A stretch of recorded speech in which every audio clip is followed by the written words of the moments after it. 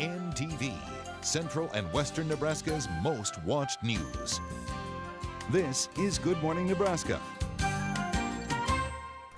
Hello and good morning. We drug them back in here. I'm here. Tim, welcome I'm back. here on A few Good days Morning off Nebraska. with the family. It was nice, That's but now nice, we huh?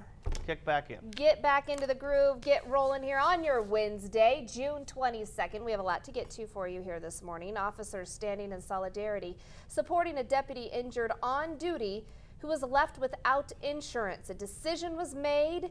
We have an update. And a budget forecast to be millions of dollars short next year. Grand Island officials are planning how they are going to balance that. Also coming your way, you may soon notice some t-shirts on trees in Harmon Park. And it's actually raising awareness for a healthier community. We'll explain how this all comes together. At 6:45, talking politics at work. You have the right to free speech to do so.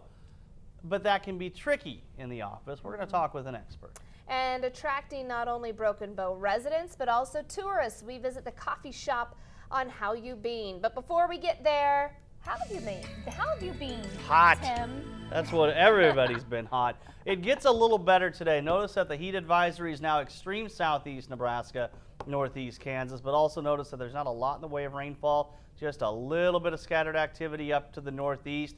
Temps are incredibly warm this morning, mid to upper 70s, even a few locations still. I mean, 81 degrees in Lincoln at 6 a.m. So, yeah, very warm start, but the good news is there is a cold front coming in. It's going to turn our winds out of the north today. They will be rather breezy, but it is going to help cool us down a little bit. A little bit of passing cloud cover. Overall, this afternoon should end up sunny. Low 90s expected for most of us. Realize if you look there, the further south you go, the hotter it's going to be. But for a lot of us, it at least gets a little better for our Wednesday. Okay, thank you, Tim. Let's get to your news now for you. Shot in the line of duty. Dual County deputy went into a packed hearing Tuesday morning as county commissioners decided what to do about his insurance benefits. While Deputy Mark Hutchison had many supporters in attendance, commissioners had to decide whether or not to change their policies, a move some citizens say could have bankrupted the county. NTV's Melissa Newman was there as the debate took place. You weren't. We're just different ways of being trying to make a injured. parallel. From heated to heartfelt. Do you want to think, what will happen to my family if I get injured and I can't provide for them? I know it's very emotional, I apologize, but I've thought of this myself. Emotions ran the gamut in Tuesday morning's Dual County Commissioners meeting as they discussed the fate of Deputy Mike Hutchinson's health insurance after his injuries left him unable to work the minimum amount of hours required to stay insured. You have a lot of power, and you're acting as if you don't. I support them following the policy and everything that has been set forward and working through it. People from both sides of the argument weighed in as the commissioners decided to either change county policy or find a different way to subsidize some of the medical bills for the Hutchinsons. Hutch is a law enforcement officer, so we consider him our brother. Fellow police officers are now concerned this debate might deter others from joining the force. I know I'd have second thoughts about wanting to become a deputy in a county that I may not feel they have my full support, should something like this happen. I'll tell you what, as a taxpayer, I'd pay extra taxes to make sure that that man and his family are taken care of. Because he protected me blocks away from my house. After debating and listening to testimony for nearly an hour, commissioners unanimously decided on a one-time stipend of $1,500, pleasing both sides of the debate somewhat.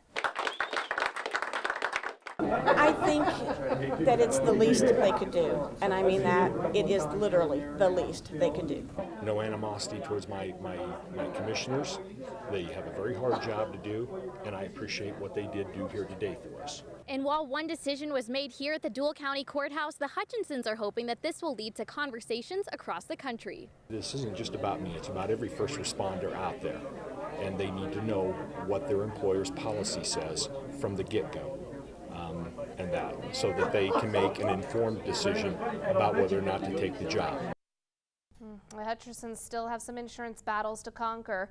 Carol Hutchison telling NTV she could have to pay back thousands of dollars in government subsidies from the healthcare marketplace if she can't return to work soon. She says taking care of her husband, Mike, has become her full-time job. Addressing the state's problems when it comes to prison, report says that enough isn't being done to keep inmates from reoffending and ending up back behind bars. This is adding to the overcrowding in the system. According to the Council of State Governments Justice Center report, the State Corrections Department doesn't have enough staff to rehab inmates in a timely manner. It also says Nebraska lacks a system to determine which offenders need the most help.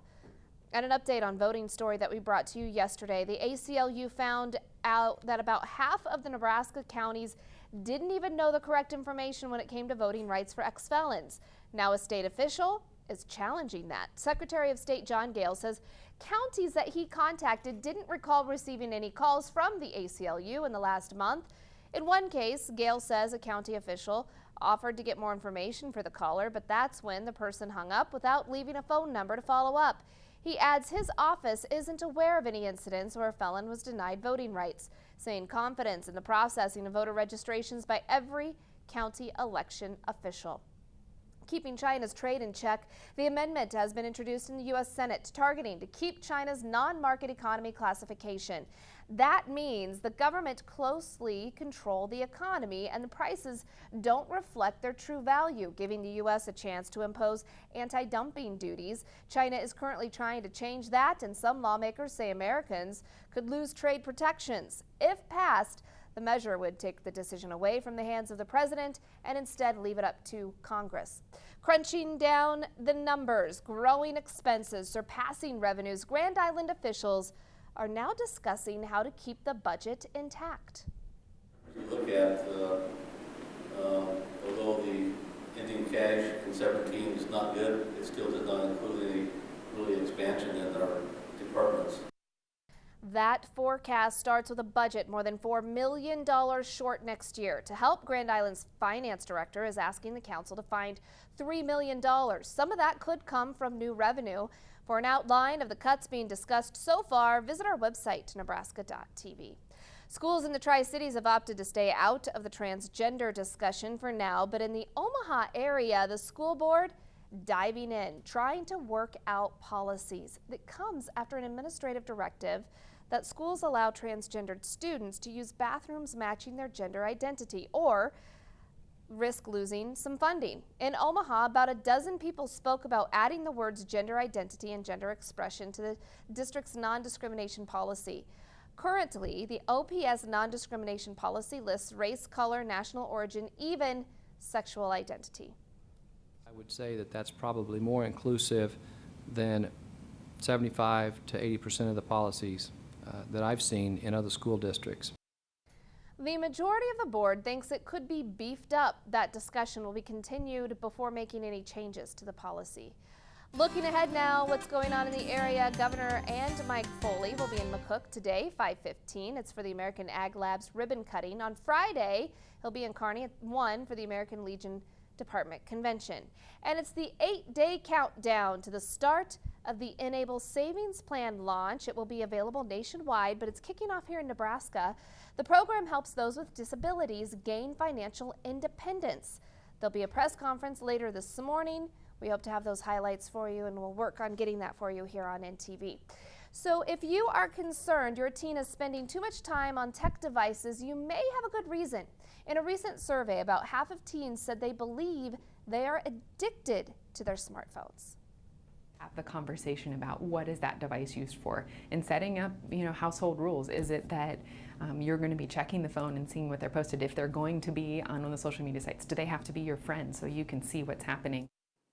So to find out if your child is spending too much time on their phone, ask yourself, are they distracted? Are they taking their device out at mealtime? Is it really impacting their lives? If the answer is yes, time to cut down on the screen time. And it's a good idea to set household limits. Think about yours. When are you using it? Is it out at dinner? Is it out when you're talking to your child? You're distracted, not answering because it's out. So try to cut back on yours and show your child that you can do it so they can do it too. It is recommended to limit your child's screen time to no more than 2 hours per day. This includes phones, tablets, computers, and TV. It's hard to do sometimes. Oh yeah, it really can is be difficult because it's tough. It's tough in this day and age. Yeah. But if you find something better to do, like go outside or do something like that. You know, lately with this it's so heat, hot, yeah. it's really tough to get outside. I think today a little better, so that's the good news. Your muggy meter for today, now it's not going to be great, especially ahead and just behind this front. Dew point still in the upper 60s. Tomorrow that humidity actually should drop pretty well. We'll have your full forecast coming up next.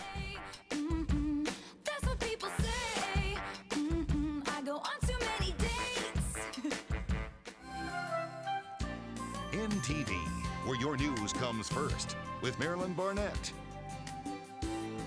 and Tim Wright weather. This is Good Morning Nebraska. Time for Weather on the Ones with Tim Wright, certified by the American Meteorological Society for excellence in weather forecasting. Good Wednesday morning to you. Some good news. It will not be as hot as it was yesterday.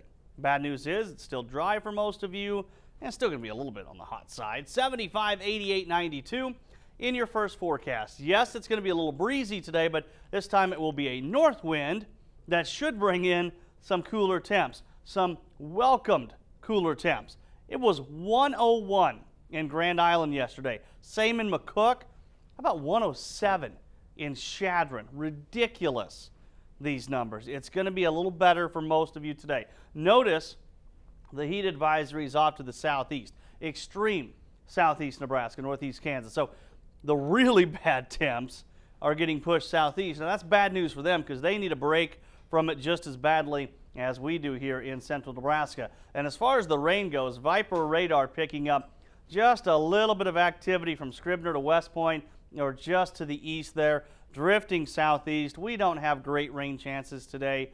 In fact, the next 7 days our chances for rain aren't great. But at least it's a good sunrise. Here's a look at Superior. Sun just coming up on the NTV Viera Wireless Camera Network. You're still going to have a pretty hot day in Superior, but maybe a little better than yesterday. Ord at 69, 70 in McCook. You're still in the upper 70s to around 80 degrees off to the east. It's an incredibly warm start to our day and breezy. Southwest winds at 15 to 20, but they are going to be turning out of the north as our cold front is working its way through. And it's actually going to be coming through this morning for most of us. So for the majority of the day, it's a north wind, but it will be a little breezy, gusting over 25. Dew points. Okay, the moisture in the atmosphere, we want these lower to get it a little more comfortable.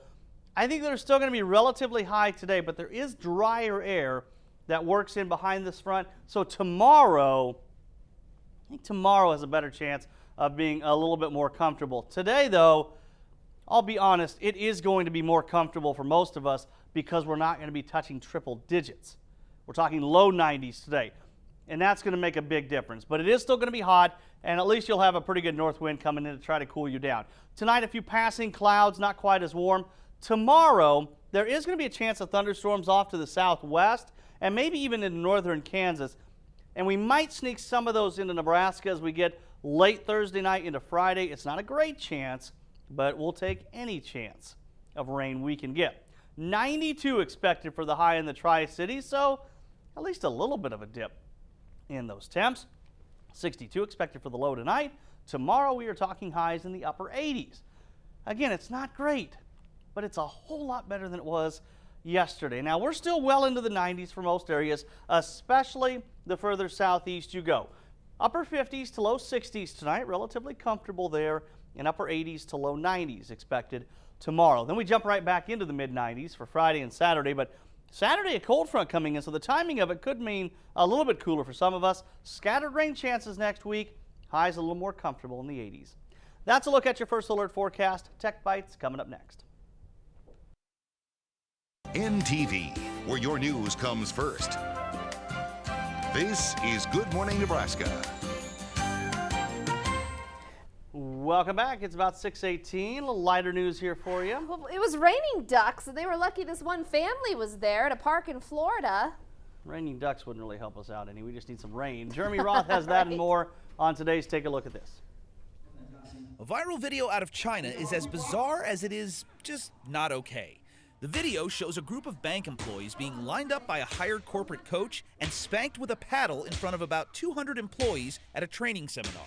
The man doing the spanking said the weird punishment was because the workers were not, quote, exceeding themselves. Well, the excessive display, as expected, ignited a social media firestorm.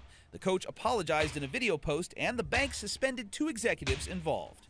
Surreal video out of New York shows an inflatable bounce house getting carried off from a birthday party by strong winds right into some power lines. Oh! Eyewitnesses say some kids got out of the bounce house just moments before the winds carried it off. Utility workers had to temporarily shut off power to remove the house from the lines. No injuries were reported. Well, what goes up must come down, and what came down on a family in Florida gives new meaning to the warning, duck. As a family spending a day at Busch Gardens was making their way to a kiddie ride, a bunch of baby ducks began raining down on top of them from a nest perched above. The dad quickly used his hands to catch the falling hatchlings one by one. The family then delivered the little guys to the park staff, who eventually reunited them with the mama duck. Take a look at this. I'm Jeremy Roth. They were just dropping right Yeah, there. couple of things. Good thing they were there to catch the ducks. Second thing is, how is nobody fired Oh, yeah. at that bank in China? Well, when we were talking about it, it's because it's a different world over there, probably. And there is no way you should not be fired for that. Get away with that, period. Goodness. No. Barney the dinosaur. I was confused about this last hour, but stop it. Famous for that theme song that probably will get stuck in your head, especially after Tim hums it here. But this is something different. Yeah, an Alabama girl recently got stuck in his head. Literally. You got to see it. I'd put it on my head, and what had happened was, like, at the point it was on my head, I had no idea that it was like, I didn't think it was going to get stuck or anything. When she first got there, we looked at it, and it was tied. It had come down around her shoulders and holding her arms. Looked kind of like a dinosaur arms because she could bend from the elbows down, and it was a little comical. So a good question is, yes, where did you even get to this thing? Where do you find one of these? Where do you find one of these? She did get a few bruises on her arms, but is doing okay now that she is out. So like you said, it was like a T-Rex Word to the type wise, situation. if you see a giant Barney head, don't put it on. Don't put it on. Good. That's good advice no Might matter get what stuck. you do. Any advice for today? It won't be as You know, hot, I think today is a day where you can actually at least get outside and it won't be oppressively hot. Low to mid 70s though this morning. I mean 75 in Red Cloud, 78 in Fairbury, 71 in Arapahoe. It's a very warm start to the day, but you know, it's going to be better. We are going to have a north wind that's going to be pretty strong at about 20 to 25. So be aware that, yeah, it's going to be a little windy, but a north wind will try to bring in some cooler temps. Just a little bit in the way of passing cloud cover here and there. Low 90s expected for temps, which isn't great. It's just a lot better than low 100s like we had yesterday. Yeah. Local entertainment. Let's check out what's going on in the area for you. Enjoying the sights of the land of the good life from the seat of a bike. Tour to Nebraska starts today. In the next 2 days, cyclists will travel the sandhills of the north central part of the state, experiencing the Niobrara River, which is amazing. The waterfalls, rolling hills, seas of grass as well. Boy, did they time that well. Right? A lot better than doing that yesterday. And get your creativity flowing for the Edible Book Festival. You can enter by creating something edible that's book related. Forms for that are due today. It could be riddles, characters, plots, anything your imagination can come up with. If you don't want to enter, still show up to see what others came up with. The event is next Wednesday. I'm intrigued. A little bit, yeah. Edible Book Festival. I don't know. Adding color to your garden. And of course, it could be something simple. And here's Melinda Myers with more. It's all in the presentation. Using cacti and succulents in the garden or container can add interest, form, color, and texture to your landscape. Preserve your childhood memories by converting old toys to planters. Add drainage holes, and this child-size wheelbarrow and old wagon make perfect planters. Boots of all sizes can be made into planters, and those bright pink shoes may make the perfect garden accent. Convert an old colander into a planter. Line with permeable weed barrier. Fill with a well-drained potting mix and plant. Mulch with gravel to create the perfect growing environment. The form of the pencil cactus and the bold leaves of kalanchoe make nice additions to the planters on the deck. In the garden, the hens and chicks echo the moss and lines of color in this stone, and here the green variety spills out of an overturned blue pot. I'm Melinda Myers. Check out our website for this and other gardening tips. Represent your favorite community activity while raising awareness. It all starts with t-shirts around a tree. Find out what on earth is going on. We have details on this coming back.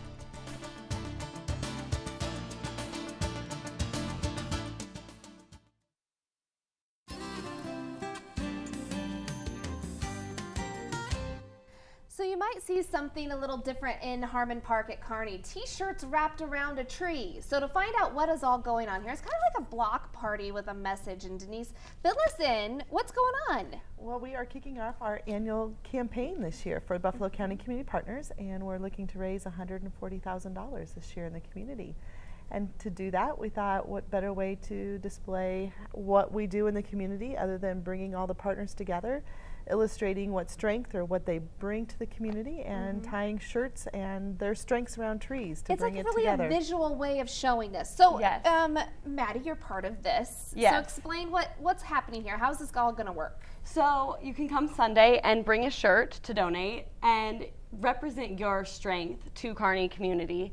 And the colors represent the values, and your shirt represents you. So it's just a fun way to see how you're contributing. And this could be anything. That one, for instance, UNK, obviously a strong part of the community. We all have t-shirts, right? That we probably don't even wear, but it is kind of close to us because it does symbol something. So how did you come up with this? This is a pretty cool idea. You just came up with it? We were just trying exactly what you're saying. How do we help people in the community come together to show their strengths? And what better way? We all have a t-shirt that we wear for our sports teams, our faith communities, our workplaces.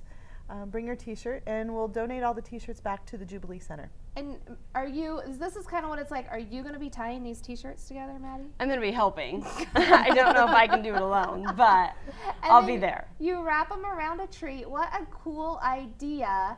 And so people can just stop by, right? You don't have to sign up for anything.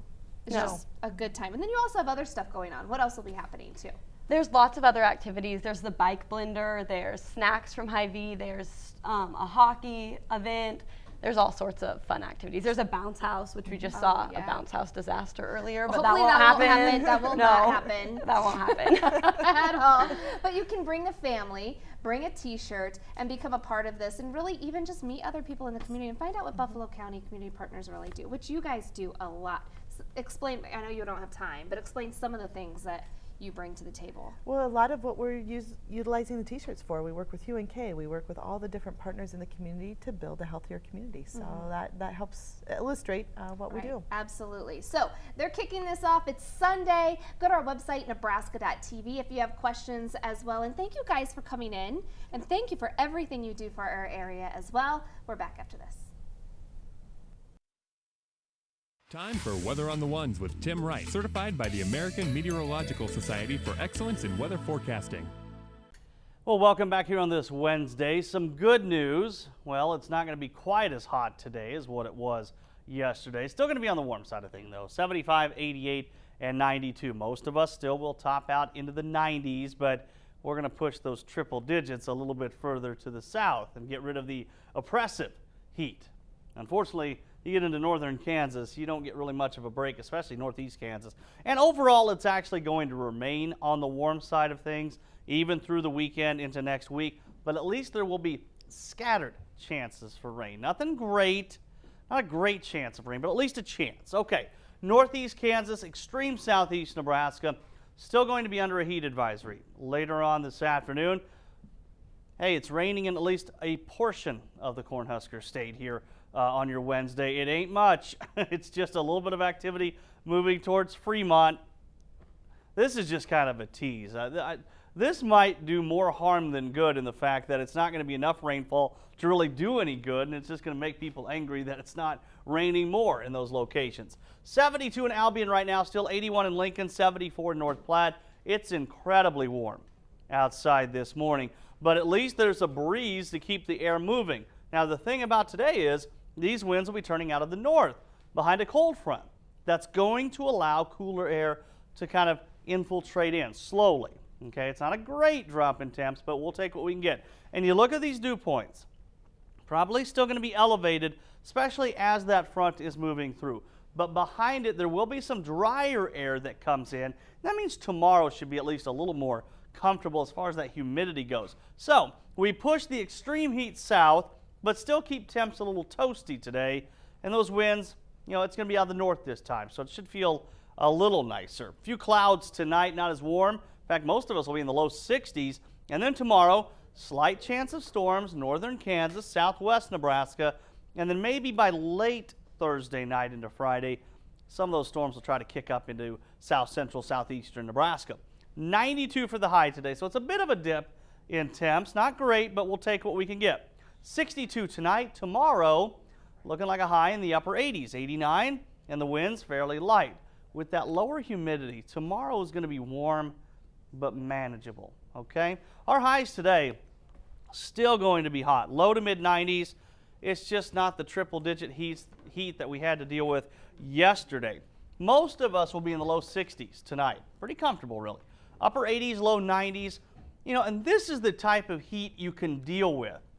Upper 80s, low 90s, that's nothing compared to what we've had, it seems like, the last week or so. 95, though, Friday, so we crank right back up. 94 Saturday. Saturday's a little tricky, though. We actually have a cold front coming through during the day. Slight chance of storms, and you know, out west it may not be quite as hot. And then we're in the 80s all the way into next week with a few more rain chances Monday and Tuesday. A little bit of a break from yesterday, though. Yesterday was kind of up there. The and now sad we're thing just is we're at 92 today. That's almost a 10-degree drop from yesterday. That's It was true. 101 so in it GI. will feel a little different out there. Top stories are on their way. Where your news comes first. This is Good Morning Nebraska. Good morning and thank you for joining us here now. We're going to check that forecast as we're following that for you this morning in a moment. First, though, let's get you up to speed with what to know in your headlines this morning. Officers from across the state filled the Dual County Courthouse to show support for a deputy shot in the line of duty and left without health insurance. The injuries left Deputy Mike Hutcherson unable to return to work 30 hours a week needed to keep his family covered. Commissioners unanimously approved a one-time stipend of $1,500. Addressing the state's prison problems, report says enough isn't being done to keep inmates from reoffending and ending up back behind bars. According to the Council of State Governments Justice Center report, the State Corrections Department doesn't have enough staff to rehab inmates in a timely manner. It also says Nebraska lacks a system to determine which offenders need the most help. State official challenging ACLU study, finding about half of Nebraska's counties didn't know the correct information when it came to voting rights for ex-felons. Secretary of State John Gale said counties he contacted didn't recall receiving any calls from the ACLU in the last month. In one case, Gale says a county official offered to get more information for a caller, but that's when the person hung up without leaving a phone number to follow up. Let's get to your ag news now for you here. Joe Gangwish joining us from Caribbean Radio, filling us in now. So, Joe, how are you doing? I noticed yesterday on Twitter you tweeted that there have been a lot of pivots knocked over and people having to repair those yesterday in that heat.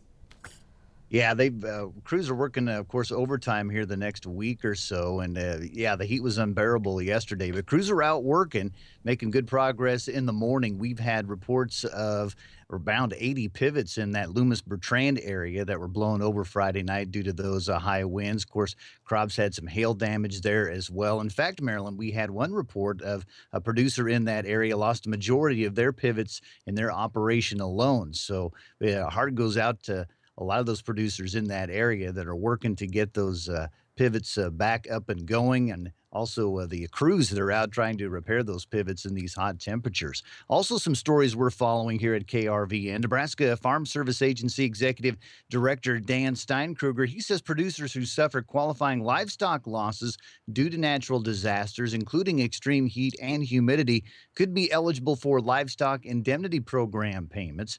Now, Steinkruger says LIP, along with other livestock disaster programs, was restored by the passage of the 2014 Farm Bill, which provides livestock producers with a vital safety net to help them overcome the damaging financial impact of natural disasters.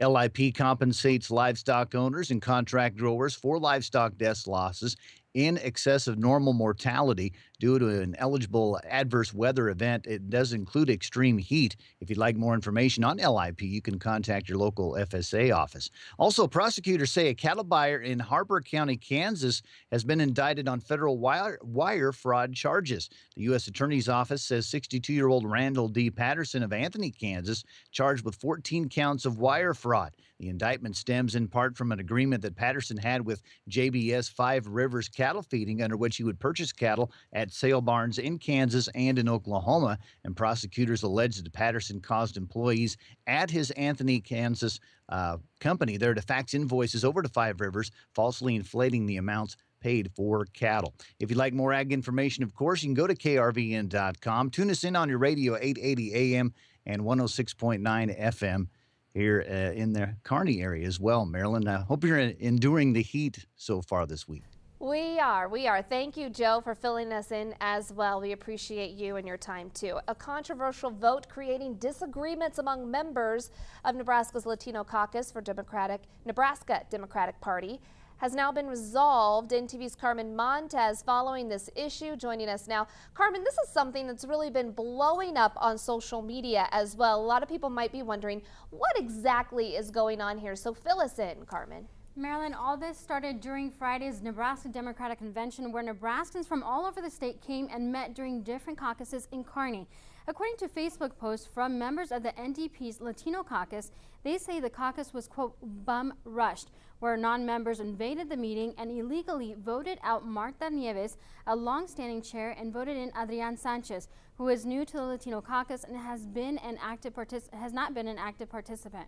After the controversial vote, members of the Latino caucus took to social media to voice their disagreements and calling for Marta Nieves to be reinstated as chair.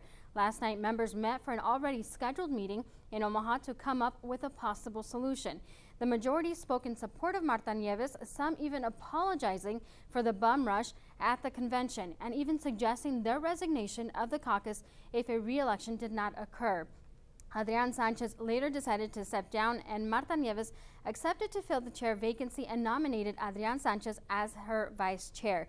We're going to continue looking into this later on today. Absolutely, confirming all this information. And some people might be wondering, well, even if I'm not Latino, how does this impact me? It's really because of that tactic that's probably concerning that might happen more often even than we think too. So Carmen, thank you for shedding light on this, and we're looking into this. Thank you. Let's now check that forecast for you, because right now, really, the morning hours, they're warm, Tim, but these are the kind of the temperatures we probably wish it could stay the rest of the day, but that's probably not going to happen. Yeah, and that's the thing, too. We're talking about the fact that it is 81 degrees in Lincoln right now. Our typical high in the Tri-Cities is about 85. The good news is it's actually going to be a cooler day today than what we saw yesterday. 76 in Callaway, 74 in Fullerton and Sutherland, about 75 in Dunning. We are getting some pretty gusty winds as that front is passing through, and it's going to be entering the Tri-Cities in the next couple of hours. So today, those gusty winds will be coming in out of the north this time. There will be some passing cloud cover, but most of us are going to stay dry. Temps in the low 90s, so still warm, but better than it was yesterday. Thank you, Tim. You have free speech, right? But discussing politics at work can be a little tricky, and more of it seems to be happening. We're talking to a workplace expert to tell you what to think about before you head to work today, and how you being at 654, a coffee shop popular with both tourists and locals alike. Check it out in a moment. Political tensions in the workplace, chances are you've experienced, especially during this political cycle we've been in. There's been so much polarity, especially with the recent candidates. And so joining us now to talk about talking politics in the workplace, some things to think about, we have Jason Troy, workplace culture expert. Thank you so much for joining us. Also, you have a book, Social Wealth, that you talk about as well. But first of all, let's talk about right now, it seems that with political tensions and the discussions we're having in the workplace, it can be even creating a headache. So what are some things, are you seeing this as something that could be a problem? Yes, because political tensions are really at an all-time high in the workplace because of polarizing force of both candidates that are out there today. And we've seen this throughout the primaries, and now as it's going head to head, it's going to, I think, even pick up steam. And we're only in June too, so we have a long ways to go. And in the workplace, it's not that you can necessarily ban it. There's free speech, but you need to manage it, right? What are some ways, or what are some suggestions you have? Well, I mean, first of all, employers can't stop you from putting up political paraphernalia. So I would say, one, don't put that up because it'll also alienate other people, especially people who don't agree to your point of view. I would say, second, it's better not to even discuss politics in the office because it's very difficult for people to draw the line. Most people tend to go over the line, and you're not going to convince someone anyways right now. I mean, someone who's voting Democratic isn't going to vote Republican and vice versa. So it's just going to cause a lot of tension. And I would say the third thing in bringing it up is that it could actually hurt you because if your manager or supervisor doesn't agree with your point of view, it could stunt your advancement in an organization and perhaps even your employment.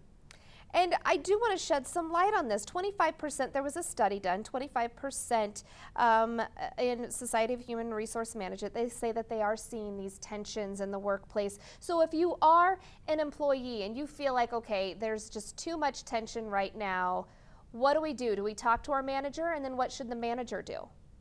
Well, yes, and I think first of all, you want to talk to the other person, right? And I think often what happens when you're in a conversation with someone, you could say to someone, hey, let's agree to disagree and move on. Or, you know, I just don't like talking politics in the office. Let's talk about something else. And I think that often can work.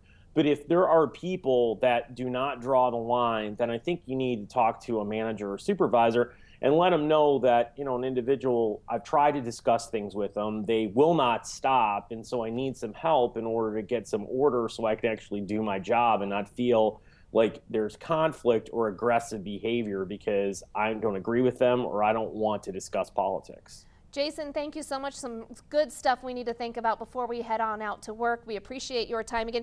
Jason Troy is there with us. He has a book, a culture book on workplace culture, Social Wealth. You can check that out. You can also check this interview out on our website, nebraska.tv. We're back after this. Time for Weather on the Ones with Tim Wright, certified by the American Meteorological Society for excellence in weather forecasting. Welcome back. It is a warm start to your Wednesday, but the good news is not quite as hot as it has been. We top out in the low 90s today versus the lower 100s that we had yesterday. Heat advisory, northeast Kansas, extreme southeast Nebraska.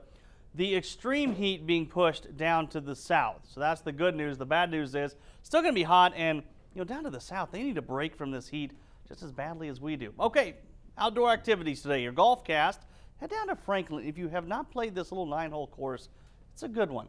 76, 88, 92. It's going to be warm. It's going to be a little breezy to downright windy, but at least it's going to be bearable compared to what it has been.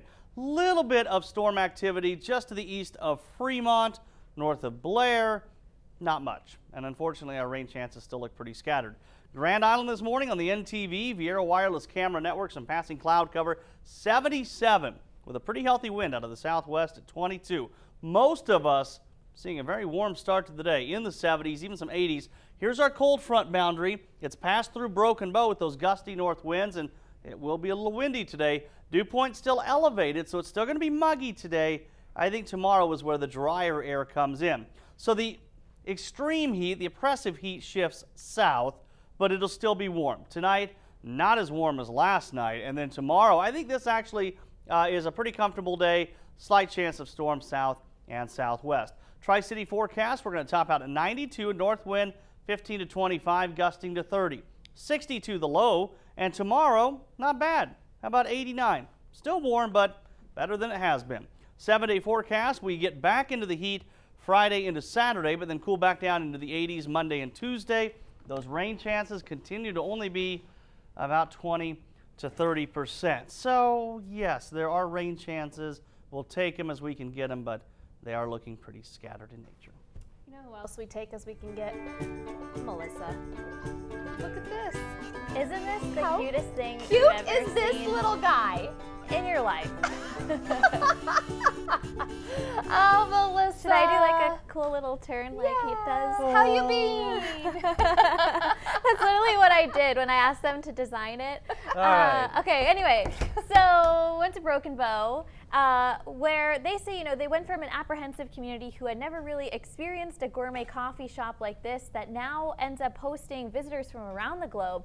Prairie Grounds Cafe in Broken Bow has become a booming business dedicated to making great cups of coffee in the international language of espresso. Let's take a look.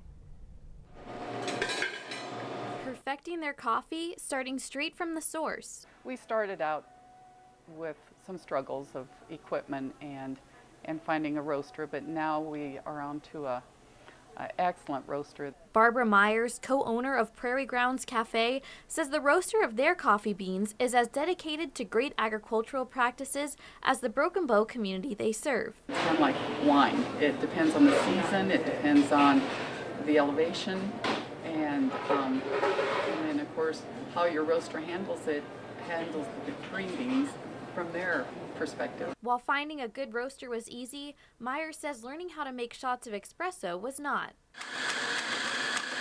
What we used to do is the luck of the draw. You know, we just grind Hampton Fold. Now we know better. We know what it takes, and all of our staff has been trained for our roaster. Which Myers says has translated internationally. We had no idea there was that kind of traffic through Broken Bow here.